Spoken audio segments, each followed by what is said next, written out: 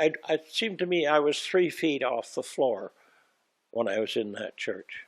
And every time I go there, I get the same feeling, you know. Well, I was part of the church in Oshawa. I played for St. George's Anglican Church. And before that, when I was at University of Toronto, I played at a Presbyterian church in Toronto. My wife and I and 4 daughters came to this parish, just as congregation. But then the parish parish priest or Archdeacon Tanton said that, well, I would like you to play the organ and lead the choir. I said, but you've already got an organist and choir leader. And he said, so he just said nothing. One day he phoned me up and said, please come over at the house. I have some people I want you to meet. So I came over to the rectory right there. And he said, showed me a letter that the present organist had put in his retirement. And so now, would you take the job? I said, yes. And he said, well, how about, we can't really pay very much. And he wasn't lying. They didn't, but that's all right. There's a good choir that, and the musical tradition had already been established, well, now it's 150 years. So I prepare very well. I have to practice every day, and I insisted that I get the hymns for Sunday on the earlier Monday. So I'd have them all ready to work with the choir at choir rehearsal on Wednesday night. So it was, the music doesn't stop from the first of the service through to the sermon. That's when it stops. And then after the sermon, it starts again and goes to the end. And so we try to make it continuous.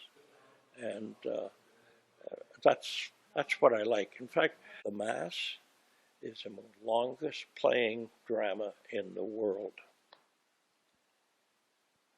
It was a good job. It was very good. You had to keep busy.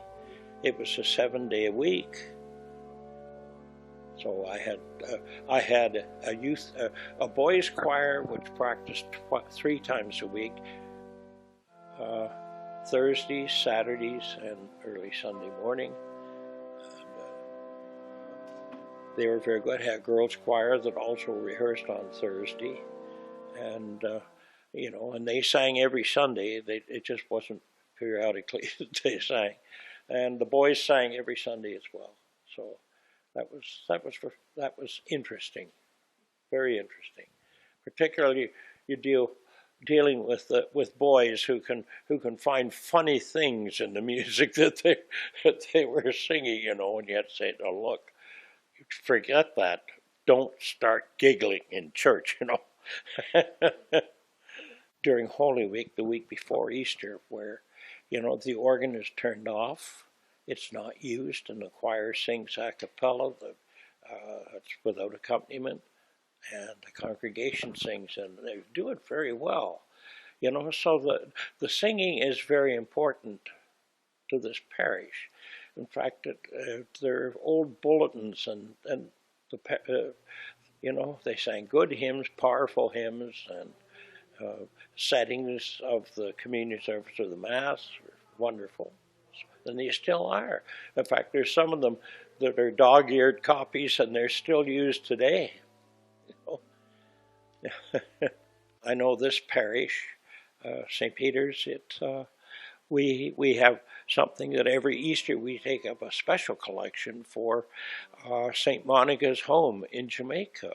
And it's a home for girls who have lost parents and have been kicked out of the house or anything like that. Because I've not been associated with any other community here in PEI. But this community is very supportive. And when my first wife died, she died of cancer. And do you know that it was for a week and a half we didn't have to prepare a meal at the house because these people in this parish helped and gave us food to eat. You know, that's the kind of thing. There's a small congregation, but they built, they